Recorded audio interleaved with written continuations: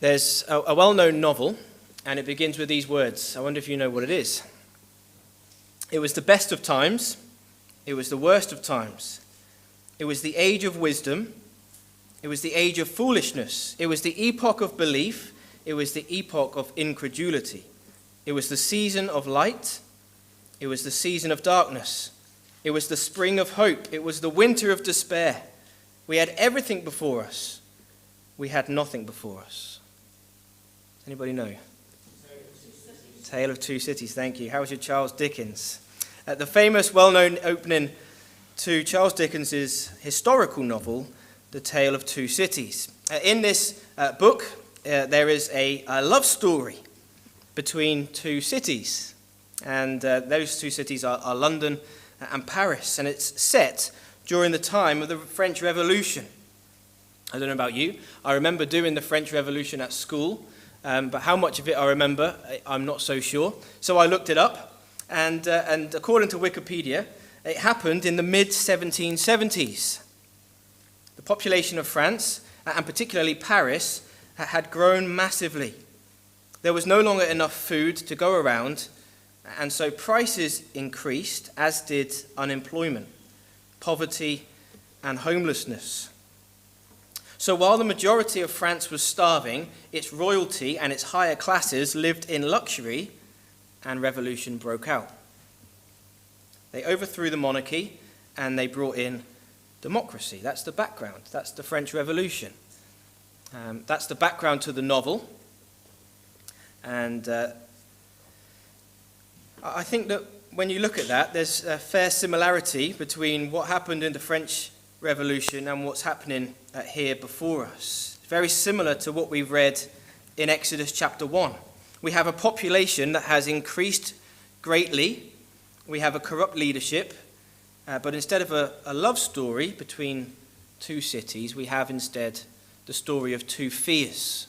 Two different types of fear that we find in this passage. And I wanted to focus on this because I don't know if it's just me, but I find that Halloween has got worse, hasn't it? And, when I was younger, some of my friends would kind of just dress up and go around and get some sweets. Whereas now there seems to be a lot more of a satanic and dark feel to it. And it's in many ways a day that we fear, isn't it? A day, I don't know about you, living here, but in Liverpool, where we tend to live in fear all the time, it's certainly a day of fear. You see all the Halloween and the horror movies come out in the cinemas at this time of year. They focus on this time of year. And they are not harmless. They are there to make you scared. They prey on fears. And we have signs, keep out, zombies, stay away. They prey on fears. Everything that is used to decorate houses, everything that's there that children dress up as, it's things that we're afraid of.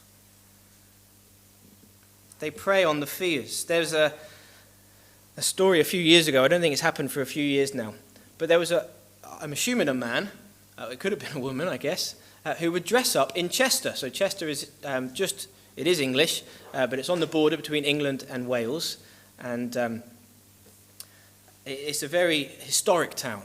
A Roman town. And there was a person that would dress up in full kind of cloak and one of those plague masks, the doctors would wear with the big cones on the front to stop them getting the plagues. And he would just walk around the streets of Chester. He would never approach anyone, never attack anyone. He would just walk around. And so as people were themselves walking around, going to restaurants, doing whatever, there they would be presented with this very frightful sight. And then he would go away again, and the next year, at Halloween, he'd do it again. Just for fun, you've got to guess. But it's there to scare people, isn't it? And we, naturally, as people, we are full of fears, aren't we? And we read in this passage of two types of fear. A bad type of fear, which we can be prone to, and a good type of fear, which we are supposed to do. And so I thought it might be helpful to look at this passage and to focus in light of a night tomorrow, which you may or may not fear. I don't know how you are. I'm quite a jittery character. I don't like fireworks and things like that, and groups of lads which hang around, which happens on our council estate in Liverpool. So it's a time of year I tend to not look forward to. And I know in myself I can be prone to over-fearing and under-fearing when it comes to the right type. So we have here a wonderful passage of the Lord's goodness to the people of Israel, which gets overshadowed by the horrendous events that we read at the end of it. So the writer of Exodus, he's carried on from where Genesis ended.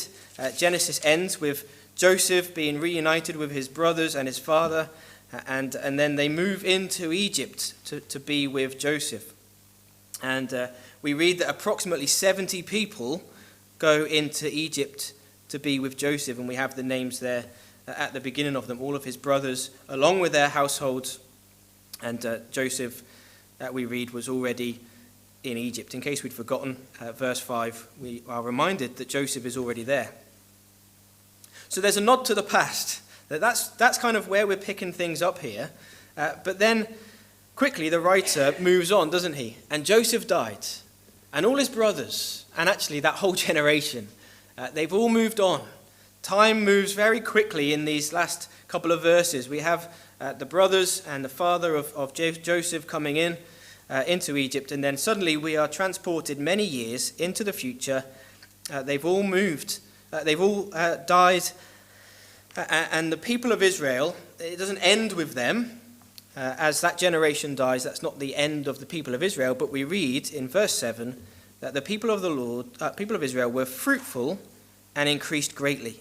They multiplied and grew exceedingly strong. The land was full of them. They were fruitful. The land was filled with them.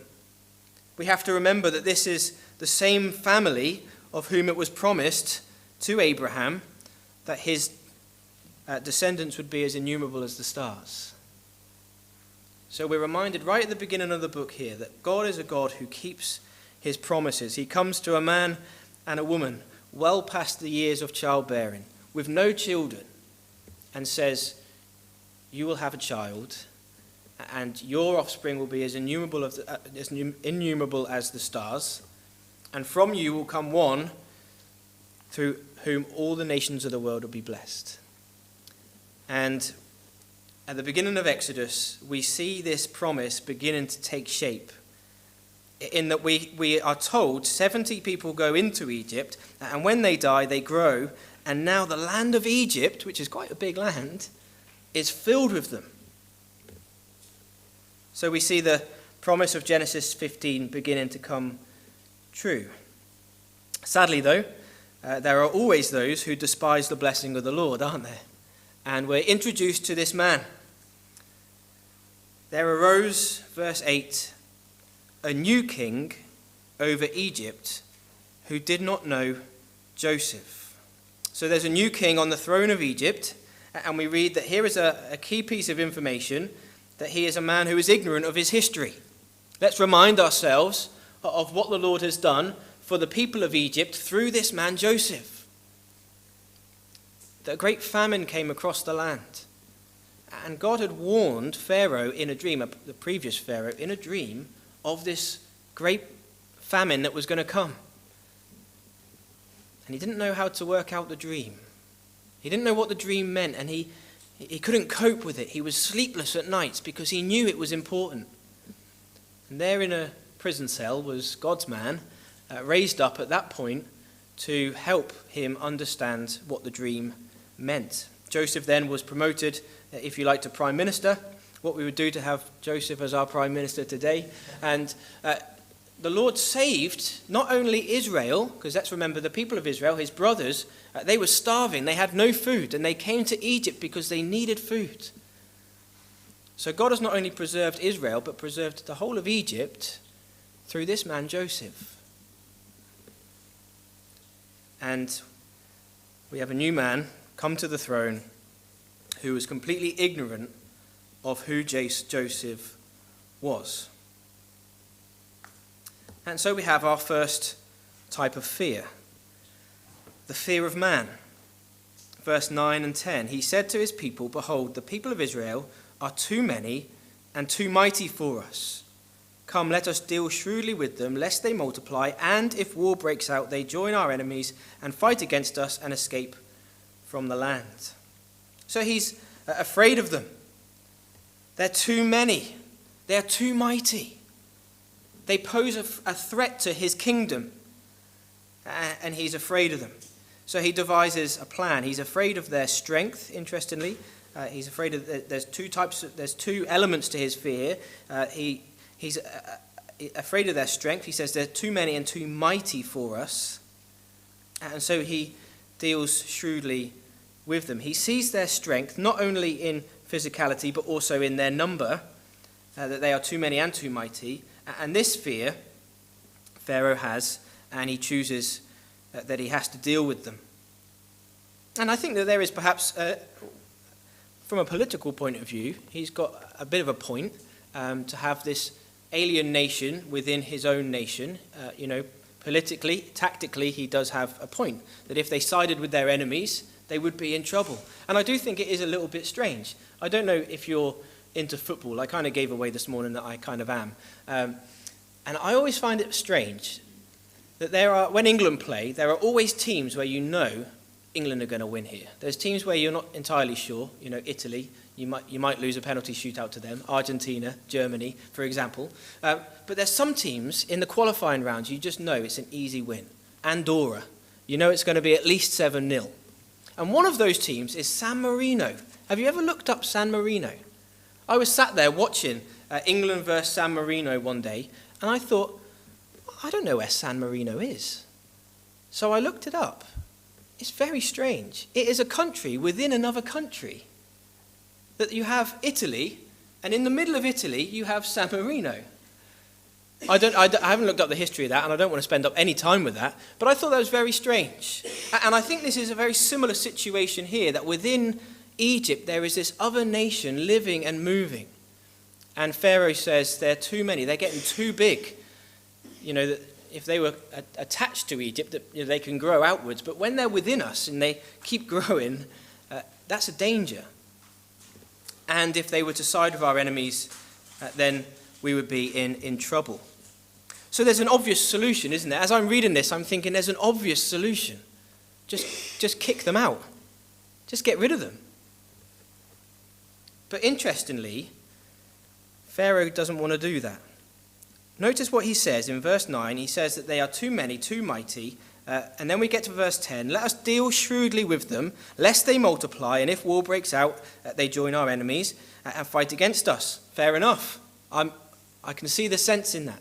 But then he goes on. Lest they fight against us and escape from the land. I thought that was interesting. Why does he not want them to escape from the land? He's afraid of their strength, and yet at the same time, he's afraid that they might leave. U2 famously sang, "I can't live with or without you." And I think Pharaoh's got a similar kind of idea going on in his mind. He wants the people there. I'm not entirely sure why. Satan does love to work against God, doesn't he? And God has promised that the people of Abraham would have a land for their own. So maybe Satan is working here, that if he kicks them out, they might end up in the land that God has promised to them. But I think largely it's political. I am a believer that they provided free labor for the Egyptians. Even before all the slavery, before that they would have been working for Egypt. I don't think the Israelites would have been held in much high regard by the Egyptians. If we look at the history of how they came into Egypt, let's remember there was a famine going on, wasn't there? And the people of Israel have come to Joseph, and they've come looking for food. And what we read as we go through the end of Genesis, chapter 47, we read that there is a great famine in Egypt, and the Egyptians, they come, as the others did, with their money to buy food. And when they've got no money left, then they began to sell their cattle. Then they began to sell their livestock, because they were so desperate for food. They had no money left. So they moved from their money to other possessions that they could give in order to get food. And when they'd run out of that and the famine was still going on, they began to give up their land in order to eat. So these Egyptians were literally giving up everything to survive. And at the same time, we read in Genesis chapter 47 and verse 27 that these outsiders, the family of this leader, they settled in the land of Egypt, in the land of Goshen, and they gained possessions in it and were fruitful and multiplied. So the Egyptians are struggling, everything is going up, and they're giving away literally everything in order to survive, and at the same time there's this family coming in and being given possessions. And I'm sure that they would have been despised over that. And I think that probably would have had its consequences. And so these people, they would have, I believe, given free labor to the Egyptian people. And I think Pharaoh wants them to stay because they are useful to him. So there's this great dilemma in Pharaoh's mind. They're too many, they're too mighty, he's afraid of their strength, he's afraid of the danger that they pose, but he also wants them to stay. Again, I am speculating with that, but that's what I believe. He wants them to stay because politically they are useful to him. So it's a bit of a strange fear, and certainly not a type of fear that we should have, the fear of man. It's important to note as well that neither Pharaoh's life nor health is in danger, that he is afraid of them in case they ruin his position and his prestige and his power and his status and his wealth and his kingdom. So he reacts to a very much a hypothetical situation. Let us deal shrewdly with them in case they multiply, and if war breaks out, they might side with our enemies. It's all hypothetical, isn't it? It's ifs and buts. He's so afraid of what they might do that he decides to act. Plan A, verse 11, is that they would be afflicted with heavy burdens, and they built for Pharaoh store cities. And this fails, doesn't it? Verse 12, the more they were oppressed, the more they multiplied, and the more they spread abroad. So Pharaoh's got two fears. He's got the fear that they're getting too big and too mighty. So if we oppress them, then they'll stop having children, and they'll stop being so many and so mighty. But also, I don't want them to leave. So if we oppress them, they'll stay. And what we find is the more they were oppressed, the more they multiplied, and the more they spread abroad. So this is failing completely, this plan of Pharaoh's. So then, verse 13, he moves from just dealing shrewdly with them and setting taskmasters over to them. Verse 13, they ruthlessly made the people of Israel work as slaves, made their lives bitter with hard service in mortar and brick. So they've now become slaves to these people. And that doesn't work either. So he has plan C, and he calls for the midwives, and he says to the midwives, let's just do this subtly. If it's a boy, just say, oh, I'm really sorry, but your child has not survived. And if it's a girl, congratulations, you've got a baby girl. And he tries to just subtly do this, doesn't he? But these women, we'll come back to these women later on, but they refuse to do that. And so then Pharaoh turns to plan D, and just a full-out massacre, verse 22, commands all his people, every son born to the Hebrews you shall cast into the Nile. He's trying to completely cut off their strength. What a sad situation. Pharaoh's fear causes him to go from disregard of history to disregard of human life. We begin with ignorance, don't we? A new king over the throne of Egypt who did not know Joseph. We go from ignorance to fear, to affliction, to slavery, to murder, to massacre. What a slippery slope he finds himself in. The fear of man can start small, but can grow and lead to a multitude of sins. Here we see a man who begins with anxiety and ends with annihilation. He starts with terror and he ends with terrorism. Beware of the fear of man. Beware of the hypothetical of what man may do to you. So that's the first type of fear that we see. And that's the one to avoid. But then we have, again, this word fear again. Notice it in verse 17. He says to these two women, interestingly, we get their names. The name of people in the Bible is very important. We have the name of Abraham, don't we? And God says, we have the Tower of Babel, rather, to begin with. And they say, come, let us make a name for ourselves. And God destroys their tower, and he confuses them all. And then in the next chapter, or a couple of chapters on, he says to Abraham, I will make a name for you. And we have the name, Abraham. And Pharaoh here tries to make a name for himself. To be ruler of Egypt was all about the status and the wealth of it. But we don't know his name, do we? But these two Hebrew midwives, we do have their name. I think that's really important. There's a great picture there. Because these women, they feared God, didn't they? Verse 17, the midwives feared God and did not do as the king of Egypt commanded them. We're told in the book of Ecclesiastes that the fear of God is the beginning of all wisdom. And it's part of the whole duty of man. So these midwives, they feared God. They are told to do this horrific act, but they choose to ignore the strongest man in the world.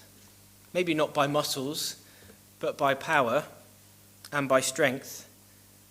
That in the known world at this time, Egypt was the superpower.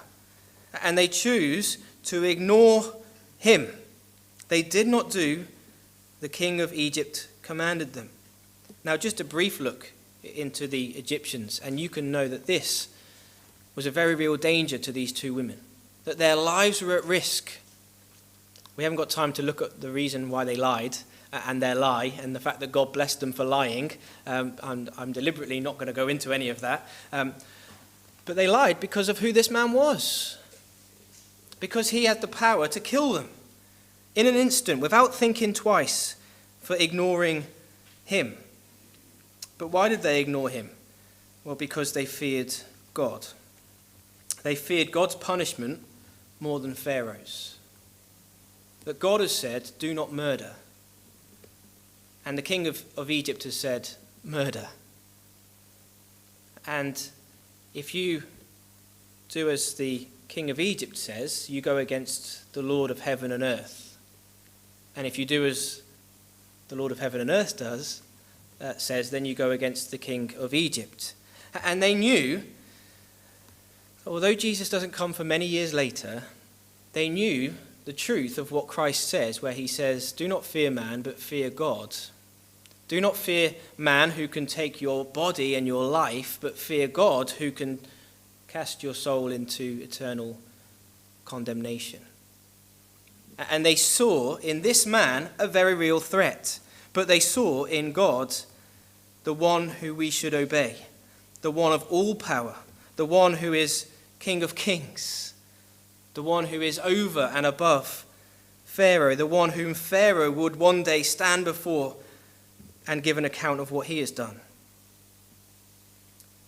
So they feared God's punishment more than Pharaoh's, but they also loved God's commands more than Pharaoh's. You see, these two ladies, they have a true knowledge of who God is, don't they? That in order to do this, they had to have known the majesty of God. That we're often faced with choices, aren't we? We're faced with choices all the time. And these two women are faced with a choice here. Do we obey God or do we obey Pharaoh? And they knew the power and the might of Pharaoh. It was all around them. But in order to make the choice they made, they had to have known the majesty and the power of God. And as they looked at him, they saw a God of love, a God of mercy. And they were willing to love him and his commands more than the commands of Pharaoh. It's not very hard, is it, when Pharaoh's telling you to kill babies? But they loved God. They knew about God. They knew about the one who had appeared to their father Abraham. They knew about the one who had led Abraham and his family. They knew about the one who had been with Jacob and Isaac. They knew about the one who was with Joseph. They knew what God had done through Joseph. They'd seen the wonders that the God of Israel, the God of Abraham, Isaac, and Jacob, of what he was able to do. And they loved him, and they obeyed him.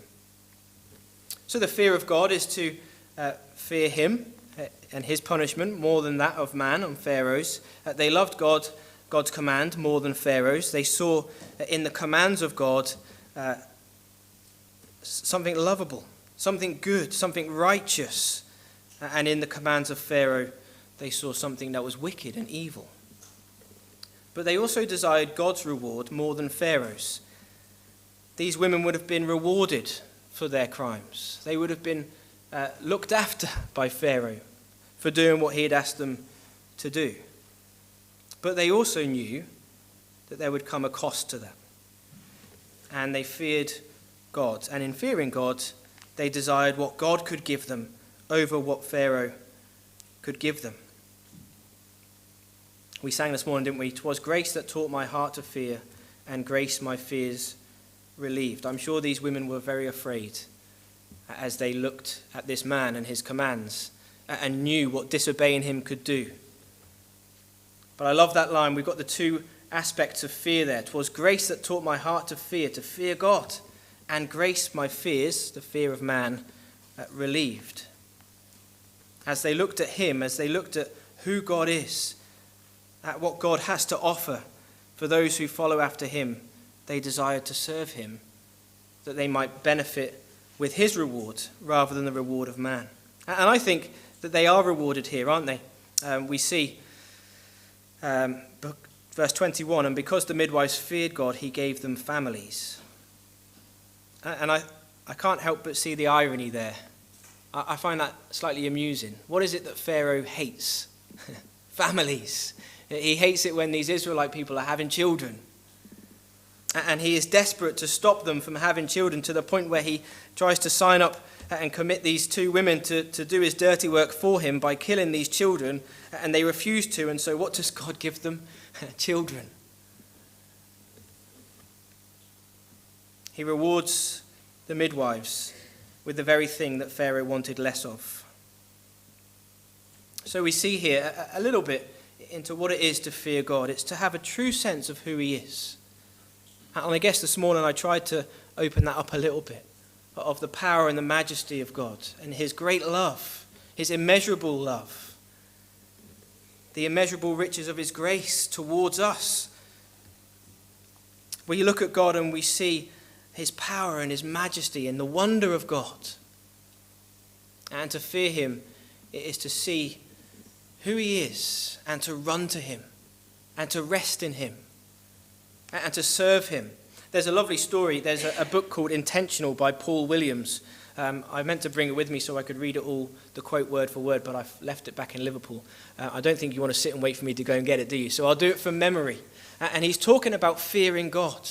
And he's got two little girls. Well, certainly the time he wrote the book, he had two young girls. And he said they loved to play this game, Lions.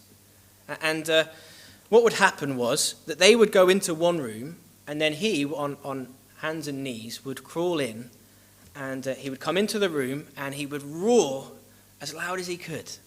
And they would be scared and scream.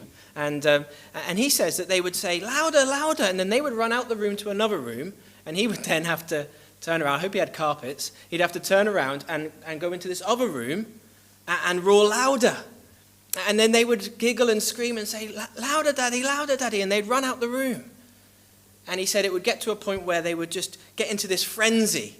I'm sure we can imagine the picture, can't we? And he said, one day I thought, I know what I'll do. And he crawled into the room, and he jumped up and roared as loud as he could, stretched out as far as he could, and jumped as high as he could, and absolutely petrified his two little girls. Every dad takes it a step too far, don't they? And the reason why he told this story was because their response was to run to him. To run to him. That they knew he was bigger than them. They knew he was stronger than them. They were, in that moment, they were petrified of him, but they knew the safest place was to be hugging him. And so they ran to him. And he said that they then eventually stopped crying after they'd had a cuddle from Mum as well. But it's interesting, isn't it? What does it mean to fear God? Well, it's a bit like those two little girls. We know how big he is, how awesome he is. But we also know that the safest place is to be with him and to run to him. The fear of God, knowing who God is, knowing who we are before him, knowing that he is a God of might and power, but also a God of love and mercy and grace. And we run towards him and we rest in him and we love to serve him. That we fear his punishment more than what man can do to us. That's what Christ said, isn't it? That we are to do not fear those who kill the body but cannot kill the soul, but rather fear him who can destroy both body and soul in hell. So we fear the punishment of God greater than what man can do to us. And we love God's commands more than what the world says. And I think this is one of those ones where, particularly as a street preacher, this is going to come home to roost a lot more often, I think, as the world turns away from the commands of God and the teachings of God and tells us that what we believe is old-fashioned and bigoted. Are we willing to stand by the command of God and love his commands? I often say if we lived more like the Ten Commandments, we'd live in a better world. Because people say that God is a harsh God, a vindictive God, who tells us that we must live in a certain way. But that's very narrow-minded. But actually, imagine if we lived in a world where people kept the Ten Commandments. They're commands of love, aren't they? And we are to desire God's reward more than what man can throw at us. The world can throw a lot at us if we conform. But what shall we gain? If we should gain the whole world, I've said that wrong, but never mind. You know what it is. If we should gain the whole world and yet lose our soul. We are to fear God. We are to love him. We are to follow him. So just slowly, I guess I've already applied it, but the application is there. The question has to be asked, who do you fear? Who do we fear? It's a question I ask myself as I stand on the streets and I look at the puzzled looks as they look at me put my board together. Who do I fear? The Lord says, go into all the world. The Lord says to proclaim the gospel. The world says, be quiet, Allan. People don't want to hear this. Who do I fear in that moment? Who do I look to? Who do I love more? And who do we fear? I think that's a challenging question, and one I'll let you think through over yourself. That's a rhetorical question you can answer in your head, because we have here these two fears. Pharaoh feared man, and it went terribly wrong. But these two women feared God, and it went amazingly right, didn't it? That the Lord blessed them and multiplied them. The Lord was good to them as they put themselves in danger even to follow after him. The Lord blessed them. And so the promise is there for us too. And finally, we just see, don't we? How do we know that God is a God of mercy and grace? As we get this true vision of Christ, of God, how do we know that God is not just this vindictive God that says, do as I say or go to hell? Well, we see it in Christ, don't we? We see here a picture of Christ. That he was obedient. That he who is in the very form of God did not consider equality with God something to be grasped, but was obedient, even to death on the cross. Satan says, bow down and worship me. All of this I will give you. And Christ says, get behind me, Satan.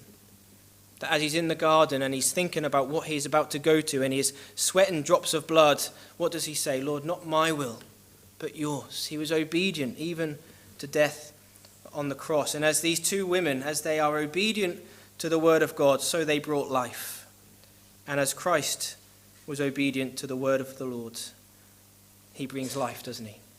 And that's where we get our life from. That's how we can understand who God is. And we see the glory of God. We see the love and the mercy of God. We focus on Christ, looking to him, following after him, desiring to become more like him, and desiring to proclaim him to the world that we live in.